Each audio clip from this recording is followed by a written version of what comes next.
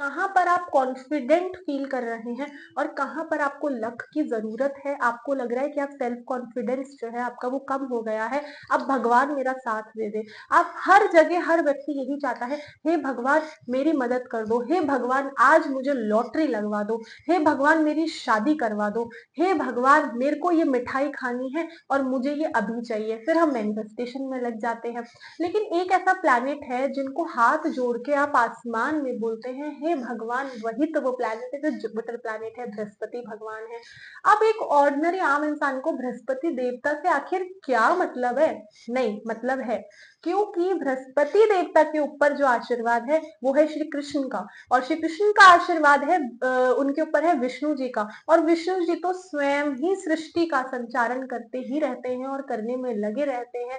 और जब उनको थोड़ा ब्रेक चाहिए होता है, जब उन्हें अपनी सारी व्यवस्थाएं फैसिलिटीज उन्होंने लोगों को दे रखी है इस धरती पर, उसमें कुछ ऊपर नीचे करना होता है ना, फिर वो योग निद्रा में चले जाते हैं। तो अब क्या है, अगर आप स्कूल में हो आप मेरी वीडियो सुन सकते हो, अगर आप कॉलेज में हो आप मेरी वीडियो सुन सकते हो। ये आपकी सेल्फ हेल्प की एक ऐसी बुक है जिसको जानना बहुत जरूरी है। यदि आपके जीवन में आपको धन, यश, पैसा, fame, power, marriage, mummy papa के साथ में हर चीज ठीक होनी चाहिए, घर परिवार को लेकर के अगर आप ऐसा सोचते हैं, तो आपको बहुत जरूरी है उन ग्रहों के बारे में जानना, उनकी रोटेशन आपके जीवन में क्या लेकर आती हैं। और यदि आप इस साइंस और इस ग्रहों के बारे में नहीं जानना चाहते हैं, तो आप डेली में अपनी लाइफ में, डेली रूटीन में आपको जो विचार आ रहे हैं, कौन से विचार को आप नहीं रोक पा रहे हैं, वो भी आपको कहीं ना कहीं एस्ट्रोलॉजी से पता लग जाता है। यहाँ पर ज्योतिष शास्त्र जो इतने समय में लिखी गई है, जहां पर मांगलिक दोष का, काल सर्प दोष का तो कोई वर्णन है ही नहीं, लेकिन रिसेंटली कुछ बुक्स में काल सर्प दोष को बहुत सारे टॉपिक्स में जो है डिवाइड किया गया है। आखिर मांगलिक दोष, काल सर्प दोष क्या होता है, वो अगली वीडियो में मैं आपको जरूर बताऊंगी। आज के हमारे लेक्चर में हम दृष्टियों के बारे में बात करने वाले हैं। मैंने आपको एक रिविजन में आपको इस वीडियो में देने वाली हूँ। हर भाव के बारे में मैंने आपको बताया था, त्रिकोण केंद्र जहां पर विष्णु स्थान है, जो लक्ष्मी स्थान है, जहां पर आप लोग ये भी देख सकते हैं कि शिव जी के स्थानों का भी वर्णन मैंने किया। शायद वो आपको किसी किताब में ना मिले, लेकिन मैं आपको बताऊं कि उनकी हर वो क्वालिटी वहां पर जच रही है। और इसीलिए ही शिव जी के स्थान कहने का मेरा मतलब ये था कि जिन हाउसेस को आप डार्क हाउसेस मानते हो, जो आपको तकलीफ, पीड़ा, ऑब्स्टिकल्स दे रहे हैं, वो एक्चुअली भगवान की ही देन है, और इसलिए आप उनको गलत भावों में नहीं गिन पाए। इसीलिए मैंने आपको कहा था कि वो शिव जी स्थान है। अब यहाँ पर अगर आप देखेंगे, मैं जुपिटर की दृष्टि की बात कर रही हूँ। आखिर दृष्टि है क्या, ये एस्पेक्ट, ये दृष्टियां क्यों बनी है, क्यों है, क्या करना है इसका। आपकी कुंडली में अगर कोई भी घर है, जैसे कि मैंने बताया था कि 12 घर है, ठीक है, 9 आपके प्लैनेट हो गए और उसी के साथ में 12 राशियां हो गई। लेकिन अगर आपने एक चीज नोटिस करी हो कि अगर यहाँ पर बैठा कोई भी प्लैनेट इधर देखेगा तो उसको ऐसे मुड़ के देखना पड़ेगा, इधर देखेगा तो थोड़ा और मुड़ना पड़ेगा, उसको अपनी गर्दन घुमानी पड़ेगी, चौथे वाले में भी बेचारे को जो है बड़ी मुश्किल से देखना पड़ेगा। लेकिन अगर उसकी दृष्टि भी बड़ी बढ़िया बैठती है ना, एकदम सीधा उसको एंगल मिलेगा ना, वो उसको ऐसे मिलेगा। और इसीलिए ही जुपिटर की 5वीं एस्पेक्ट, 5वीं दृष्टि को हम बहुत शुभ मानते हैं। उसके बाद में छठी में उनकी जो दृष्टि है वो इतनी काम नहीं कर रही, लेकिन वो सप्तमेश, सप्तम हाउस में दृष्टि जो है एकदम बराबर सीधी काम कर रही है, अच्छी दृष्टि है। सपोज करिए आप इधर देखना चाहते हैं, फिर आप इधर देख रहे हैं, फिर आप इधर देख रहे हैं, तो ये आपके लिए कितना नॉर्मल है, आपकी जो गर्दन है उसको मूवमेंट बहुत ही आराम से मिल रहा है। लेकिन अगर आपको ज्यादा ऊपर, ज्यादा नीचे, ज्यादा टेढ़ा जाने के लिए बोलेंगे, आपकी गर्दन में जो है ना झटका आ जाएगा, और वो झटका जुपिटर कभी किसी को नहीं देते जब तक कि उनका मन ना हो। तो यहाँ पर जुपिटर की 5, 7 और 9 दृष्टि को जो है बहुत ज्यादा महत्वपूर्ण माना जाता है, और हर प्लैनेट की एक ऐसी ही दृष्टि और एस्पेक्ट होती है। एस्पेक्ट्स ऑफ लाइफ का बेसिकली मतलब क्या है, यहाँ पर दृष्टि या एस्पेक्ट की बात करें, अगर आप अपने घर से बाहर निकल रहे हैं और आपको कोई बहुत खूबसूरत कन्या जाती भी नजर आती है, कोई लड़की जाती भी नजर आती है, तो अगर आपने कुछ चश्मा भी पहना होगा ना, तो आप उसको भी उतार करके उनको देखेंगे, तो वहां पे आपने दृष्टि जो है बहुत अच्छी दे दी, अच्छा महसूस किया, कॉन्फिडेंट फील करा। अगर आप अपने घर से बाहर निकले और दो व्यक्ति वहां पर लड़ रहे हैं, या फिर एक ऐसा व्यक्ति आपके सामने आके खड़ा हो जाए जिसने आपसे उधार मांगा था, तो आप अपना चश्मा लगा के, अपनी कैप पहन के छुप के कार में या अपनी गाड़ी पे या भाग के निकल जाएंगे। तो वहां पर आपकी जो दृष्टि है वो खुश नहीं है, कॉन्फिडेंट नहीं है, वहां पर आपको लक की जरूरत है। और कहते हैं ना, बाल बाल बचे भगवान ने बचा लिया, वो कर्जदार मुझे नहीं दिखा और मुझे उसे कर्ज के पैसे वापस नहीं देने पड़े। यहाँ पर जुपिटर की दृष्टियां, यहाँ पर हर प्लैनेट की दृष्टि आपके लिए ऐसे ही काम करती है। और तो और, अगर आप अपने दिमाग में एक विक्टिम बने रहना चाहते हैं, या फिर आप अपने दिमाग में किसी चीज की जिम्मेदारी लेना चाहते हैं, वो आप पर निर्भर करता है। अगर आप अपने आप को एक कमजोर व्यक्ति समझते हैं, आप अपनी गलतियां देखना ही पसंद करते हैं, आप एक विक्टिम हैं। लेकिन अगर आप अपनी हर चीज की जिम्मेदारी लेते हैं और आप अपने आप को हर चीज की जिम्मेदारी लेते हुए बड़ा बनाने की कोशिश करते हैं, तो वहां पर आपका जो लाइफ की दृष्टि, पॉइंट ऑफ व्यू है, वो एकदम बदल जाएगा। वहां पर आप हर लेसन को, हर टेस्ट को जो है अचीव करेंगे और आगे बढ़ेंगे। और यही हमारा एक कॉन्सेप्ट है जिसे हम एस्पेक्ट्स बोलते हैं।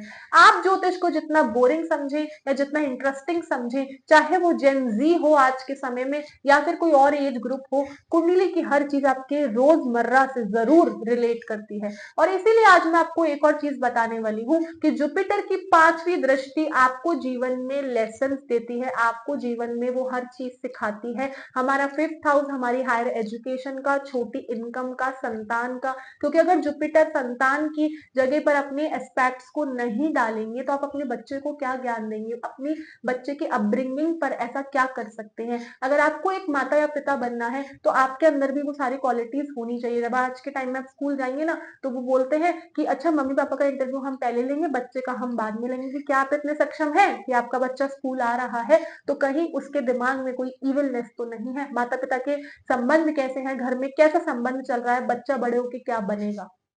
इसलिए जुपिटर आपकी जो है 5th दृष्टि यहाँ पर देते हैं। फिर जुपिटर ने अपनी 7th दृष्टि यहाँ पर दी है, और वहां पर वो आपको बैलेंस करने के लिए कहते हैं। और वो बैलेंस करने के लिए क्यों कह रहे हैं? क्योंकि ये पार्टनरशिप का हाउस है, पार्टनरशिप में बैलेंस है। आप सारा प्रॉफिट और सारा गेन एक तरफ नहीं ले सकते, आपको आपके पार्टनर को भी देना होगा।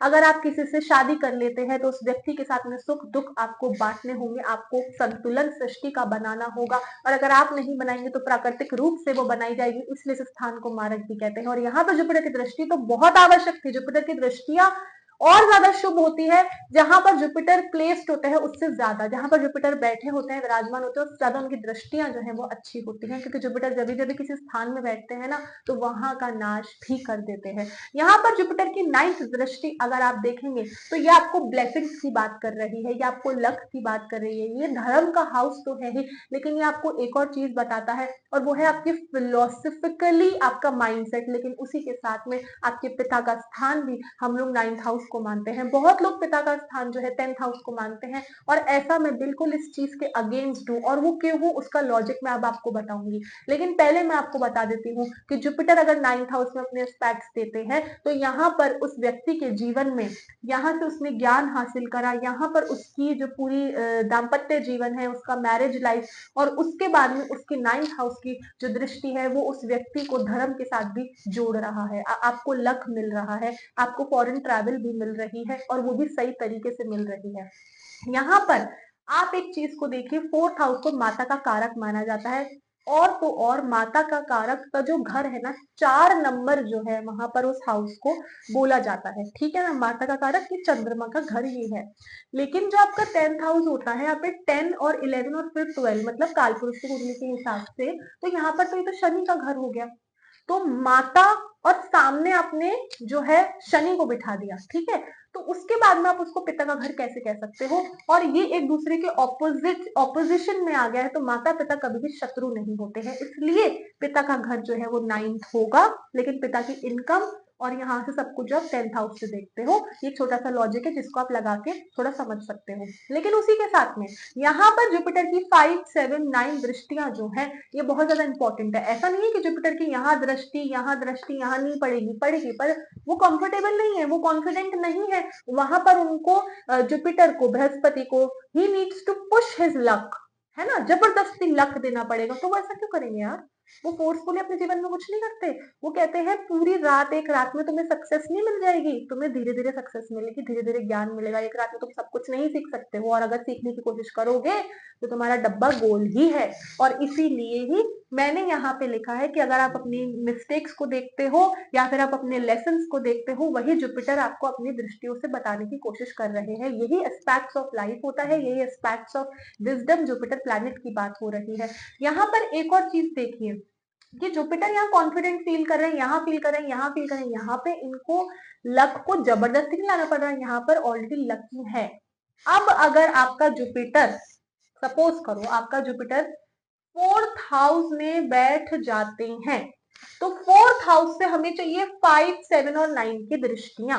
तो अगर जुपिटर यहां पर बैठे हैं तो 1, 2, 3, 4, 5 जुपिटर की पहली दृष्टि हो गई यहां पर, 6, 7 जुपिटर की दूसरी दृष्टि हो गई यहां पर, और उसके बाद में 8 और 9 तो जुपिटर की तीसरी दृष्टि हो गई 12वें घर में। तो इस तरीके से आप दृष्टियों को जो है पढ़ सकते हैं। फिर से बताती हूँ, यदि आपका जुपिटर जो है 7th हाउस में बैठ जाता है तो जुपिटर की दृष्टियां 5वीं, 7वीं और 9वीं कैसे होंगी? 1, 2, 3, 4, 5, 6, 7, 8 और 9 ऐसे दृष्टियां चलती हैं। तो जुपिटर जहां भी बैठ जाएंगे, मैंने कालपुरुष की कुंडली की तरह आपको बताने की कोशिश करी है, वेर एवर जुपिटर सिट्स वहां से उनकी आपको 5, 7 और 9 दृष्टियां देखनी है। और एक और चीज बताती हूँ, अगर जुपिटर यहाँ बैठे हैं तो 1, 2, 3, 4, 5 मैंने इसको भी गिना है, ऐसा नहीं है कि आप दूसरे घर को गिन रहे हो, आपको यहीं से गिनना है जहां पर वो प्लैनेट जो है बैठे हैं। अब आज अगर आप कहीं जा रहे हो और आपने कहीं ऐसे घर में देख लिया जहां से बहुत मिट्टी आ रही है, तो आपकी आंखों में मिट्टी चली गई, तो आपकी आंखें बंद हो गई, और वहां पे जो आप देख के सोच रहे थे, वहां पे आपको जाके जो करना था वो आप नहीं करोगे। इसीलिए अगर जुपिटर दूसरे, मतलब उनकी जो भी 5, 7, 9 के अलावा एस्पेक्ट्स हैं, वहां पे जाके उनको वही मिट्टी नजर आती है, इसीलिए वो वहां पर अपनी दृष्टियों को नहीं दे रहे हैं और सिर्फ 5, 7 और 9 को दृष्टि दे रही है, क्योंकि वहां पर उनका शीशा साफ है, उनकी आंखें साफ है, वहां पर उनकी आंखों में मिट्टी नहीं जा रही है। या फिर अगर आप अपने घर की बालकनी में खड़े हो तो कितनी दूर तक घरों को देख सकते हो। तो 5वीं, 7वीं और 9वीं दृष्टि आपकी बहुत शुभ रहेगी, आपको अच्छे से दिखेगा, दूसरी दृष्टियों में आपको अच्छे से नहीं दिखेगा। और इसीलिए ही आपकी, यानी कि बृहस्पति प्लैनेट के, अगर आप खुद को बृहस्पति मानते हो तो आप 5वीं, 7वीं और 9वीं एस्पेक्ट्स को अच्छे से देख सकते हो। ये हमारे आज के लेक्चर में है, इसको अच्छे से याद कर लो, अच्छे से समझ लो, क्योंकि टीच, बैलेंस और ब्लेसिंग्स के साथ में आगे हमको बहुत लंबा जाना है। हर हर महादेव।